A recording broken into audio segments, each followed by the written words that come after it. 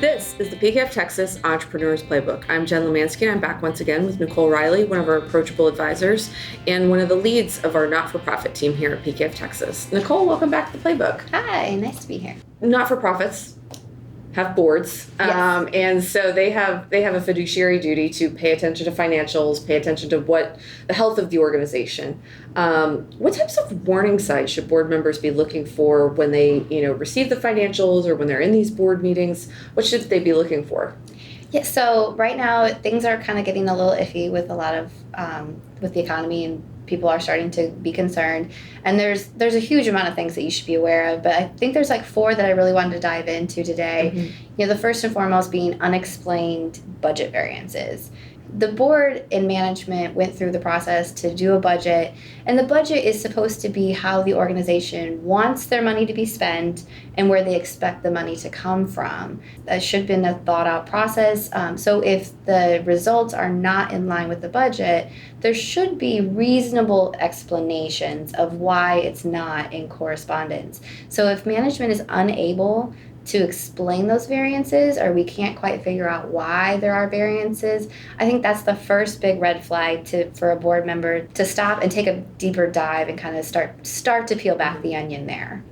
And they should be getting those financials at least once a month, correct? Correct. So, and if they're not getting financials timely, or they're not getting financials that are reliable, it's also a red flag. That would be the next red flag for sure. I mean, having financial results that, whether it's a lot of audit adjustments that you receive at year end, so that the financial results that you saw on a monthly basis are significantly different than what's getting reported in the audit, that would be a huge red flag for me. Or if things change from month to month, like if they're having to backdate, or they weren't completely closed, or they do the closing entries after the board sees the financials.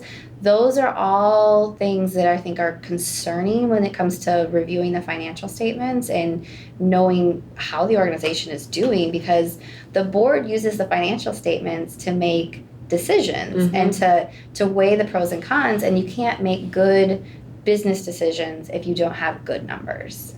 So what other things should they be looking for?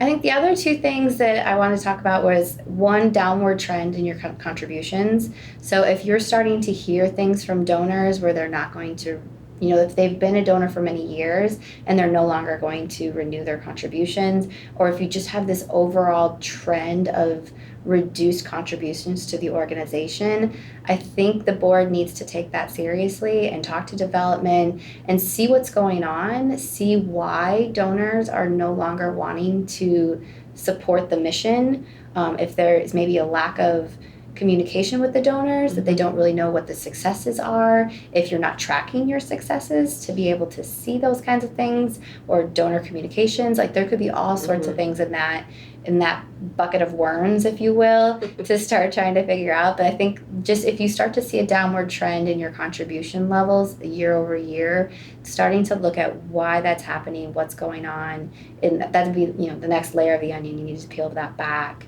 And then the final thing I wanted to kind of talk about, the other big red flag, is if you start seeing management not following the policies of the organization and the procedures that the board has put in place. The executive director and the management team need to have the autonomy to run the organization, but they should not essentially run amok. Right. If they shouldn't be exceeding the expense approvals that the board has provided, they should be going through the proper approval procedures, when that's necessary, or if they're taking out debt and that wasn't approved by the board. Those are all things that are huge red flags to either the organization's not doing as well as we thought it was, or mismanagement, or a whole lot of things that could really be going on that the board needs to be concerned about and figure out what's going on and why that's happening. Well, that sounds really interesting. And so if a board member sees some of these red flags, who should they be talking to about them? If it's possible, I think the executive director, the management team needs to be the first and foremost, because they're the ones that need to implement the strategies and be putting things into place to help get the organization to the next level.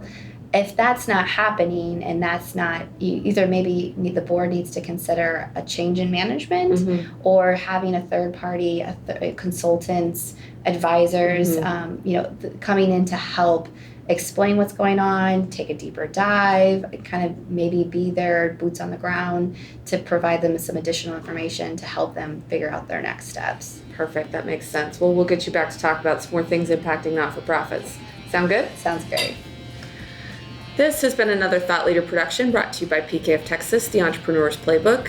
For more information about this and other topics, visit pkftexas.com/insights. Tune in next week for another chapter.